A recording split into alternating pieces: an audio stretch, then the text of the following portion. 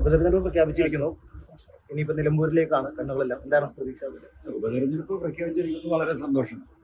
Voting നടക്കും. പിണറായി സത്തിന്റെ അവസാനത്തെ ആണി അടിക്കുമെന്ന് പറഞ്ഞത് അടിച്ചിരിക്കും. അത്രയിൽ പറയാനുള്ളൂ. ജനങ്ങൾ അതിനെ കാത്തിരിക്കും. ആത്മവിശ്വാസം മാത്രമേ ഉള്ളൂ. ആത്മവിശ്വാസക്കേടിന്റെ ഒരു സാഹചര്യവും കേരളത്തിലെ രാഷ്ട്രീയത്തിലുണ്ട്. ഇപ്പോ CPM-ന്റെ ജില്ലാ സെക്രട്ടറി പറഞ്ഞത് 2000 കോടിയുടെ വികസനം നടത്തി, അതുമായിട്ടാണ് ഞങ്ങൾ വരുന്നതാണ്. ആ വികസനവുമായിട്ട് അവർ വരുമ്പോൾ അറിയാം, അവിടെ ജനങ്ങൾക്ക് ജീവിക്കാൻ കഴിയാത്ത ഒട്ടനവധി വിഷയങ്ങളുണ്ട്. 70% ഫോറസ്റ്റാണ് നിലമ്പൂരിൽ. ഓരോ ദിവസവും ആളുകൾ ആക്രമിക്കപ്പെടുന്നു, ആഴ്ചയിൽ ഒരാൾ മരണപ്പെടുന്നു, കാർഷിക മേഖല ആകെ തകർന്നിരിക്കുന്നു, ജീവിക്കാൻ ഒരു വഴിയുമില്ലാതെ നിൽക്കുന്നു. അവിടെ ഉണ്ടായ പ്രളയങ്ങളിലെ പ്രതിസന്ധികൾ പലതും മറികടക്കാൻ കഴിയാതെ പോകുന്നു. അവിടുത്തെ സ്വാഭാവികമായിട്ട് പ്രാദേശിക വിഷയങ്ങൾ ചർച്ച ചെയ്യുന്നതോടൊപ്പം കേരളം ചർച്ച ചെയ്യാൻ പോകുന്നത് പിണറായിസമാണ്, കുടുംബാധിപത്യ രാഷ്ട്രീയമാണ്, നമ്മൾ കണ്ടുകൊണ്ടിരിക്കുന്ന മരുമോനിസമാണ്. കേരളത്തിലെ ഒരു ഗവൺമെന്റിനെയും ഒരു പാർട്ടിയെയും ഒരു കുടുംബത്തിന്റെ കാൽച്ചുവട്ടിൽ അടച്ചിരുത്തി ചവിട്ടി മതിക്കുന്ന കാഴ്ചകൾ കണ്ടുകൊണ്ടിരിക്കുന്നതും അനുഭവിക്കുന്നതും കേരളത്തിലെ ജനതയോടൊപ്പം പാവപ്പെട്ട സഖാക്കളും തൊഴിലാളികളുമാണ്. അതുകൊണ്ട് തന്നെയാണ് പറയുന്നത്, എന്താണ് ഇത്ര ആത്മവിശ്വാസം ചെയ്യുന്നത്? ഈ തെരഞ്ഞെടുപ്പിൽ ആദ്യം വോട്ട് ചെയ്യാൻ ബൂത്തിലെത്തുന്ന എല്ലാ 256 ബൂത്തിലെയും ആദ്യത്തെ വോട്ട് ചെയ്യാൻ അവിടെ ധൃതി പിടിച്ചെത്തുന്നവർ കേരളത്തിലെ നിലമ്പൂരിലെ പാവപ്പെട്ട തൊഴിലാളികളും സഖാക്കളുമായിരിക്കും.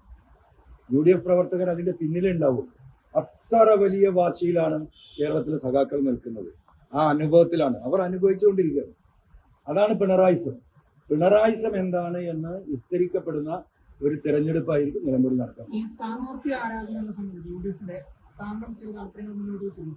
DS ജോയിയെ മത്സരിപ്പിക്കണമെന്നുള്ള താല്പര്യം ഉൾപ്പെടെ ഇക്കാര്യത്തിൽ നിലപാട് എന്താണ്? ഒരു നിലപാടും അക്കാര്യത്തിലില്ല.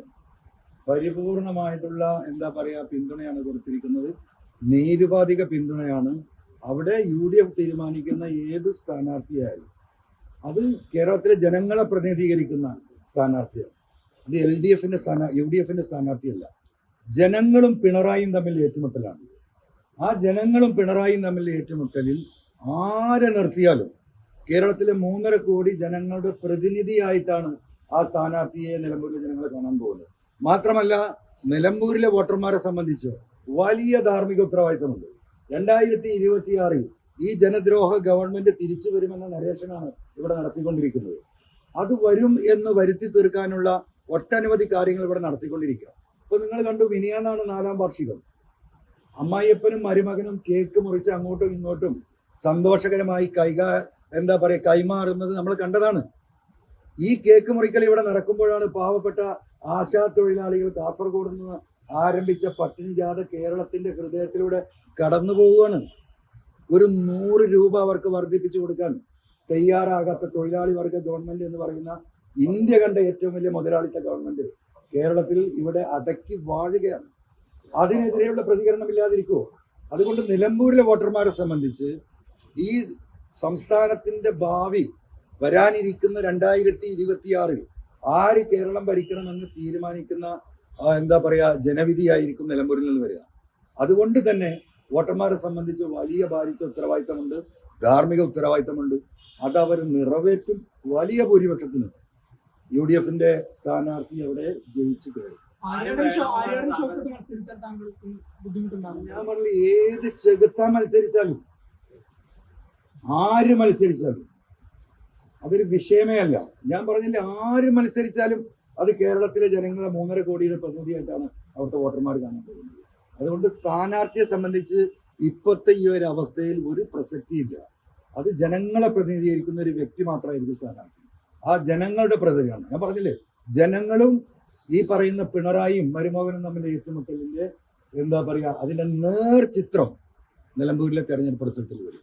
UDF-ന്റെ സ്ഥാനാർത്ഥി നിർണ്ണയവുമായി ബന്ധപ്പെട്ടുകൊണ്ട് അവസാനവട്ട ചർച്ചകൾ നടന്നുകൊണ്ടിരിക്കുകയാണ്. ഏതെങ്കിലും തരത്തിൽ അവർ ബന്ധപ്പെടുകയോ അഭിപ്രായം ചോദിക്കാൻ പറ്റി ചെയ്തിട്ടുണ്ടോ?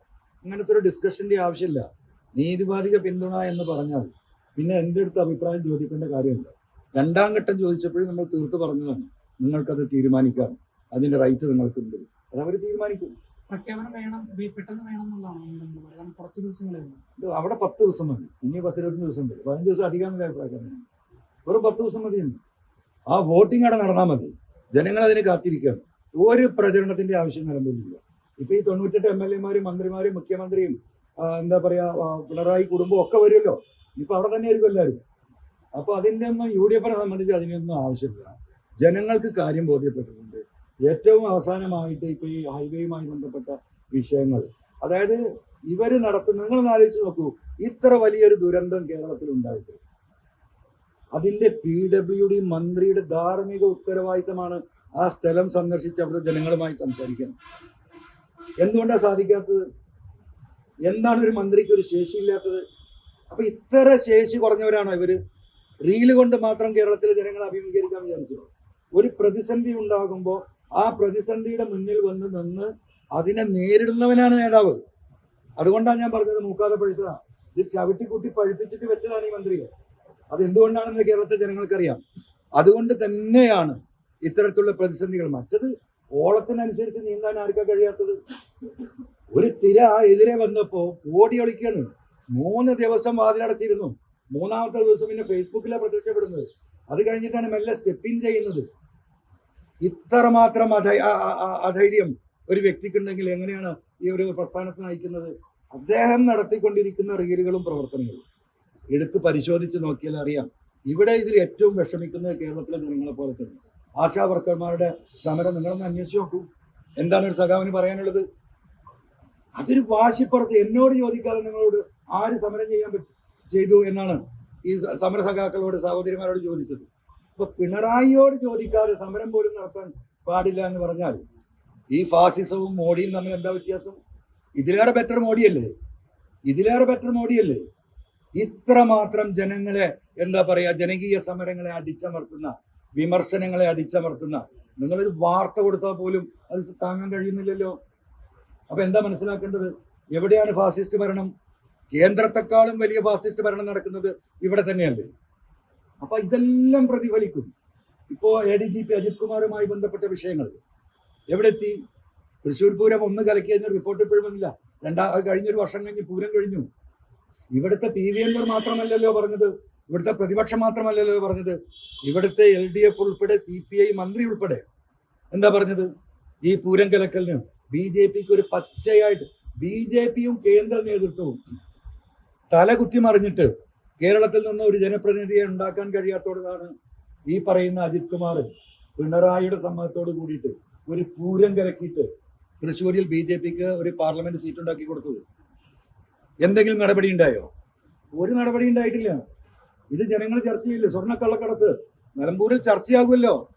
മാമി തിരോധാനം ഒരു വിവരവുമില്ല. റിദാൻ ബാസിൽ കേസ് ഒരു വിവരവുമില്ല. ഇപ്പൊ റിപ്പോർട്ട് കൊടുത്തിരിക്കുന്നു. പരാതിക്കാരനായ PV Anwar റിപ്പോർട്ട് കൊടുക്കുമ്പോൾ സ്വാഭാവികമായും ആ റിപ്പോർട്ടിന്റെ കോപ്പി പരാതിക്കാരന് കൊടുക്കണം. ഞാൻ കത്ത് കൊടുത്ത് കാത്തിരിക്കുകയാണ്. ഇന്ന് വരെ എനിക്ക് കോപ്പി തന്നിട്ടില്ല. ഇനിയിപ്പോ ആ കോപ്പി കിട്ടിയെങ്കിലേ നമുക്ക് ഹൈക്കോടതിയെ സമീപിക്കാൻ സാധിക്കുള്ളൂ, അതിലെ കള്ളത്തരങ്ങൾ ചൂണ്ടിക്കാണിച്ചിട്ട്. ഇന്ന് ഞാൻ എറണാകുളത്ത് വന്ന് നിൽക്കുന്നത് ഇന്നലെ ഇവിടെ വന്ന് 2 കാര്യത്തിനായിരുന്നു. തെരഞ്ഞെടുപ്പുമായി ബന്ധപ്പെട്ട് ഒരു റിട്ട് പെറ്റീഷൻ നാളെ ഇലക്ഷൻ കമ്മീഷനെതിരെ ഫയൽ ചെയ്യാൻ വേണ്ടിയിട്ട് വന്നാണ് ഒന്ന്. രണ്ടാമത് ഈ പറയുന്നത് പോലെ ഇവർ കൊടുത്ത ഈ റിപ്പോർട്ടിന്റെ കോപ്പി കിട്ടാൻ ഹൈക്കോടതിയെ സമീപിക്കണം. നിങ്ങൾ മനസ്സിലാക്കണം. അപ്പൊ ഇതൊക്കെ ചർച്ച ചെയ്യപ്പെടും. ഇവർ ഈ പറയുന്ന 4ാം വാർഷികത്തിന്റെ എന്താണ് ഒരു പ്രോഗ്രസ് റിപ്പോർട്ടുമായിട്ടാണല്ലോ നിലമ്പൂരിലേക്ക് വരുമെന്ന് പറഞ്ഞത്.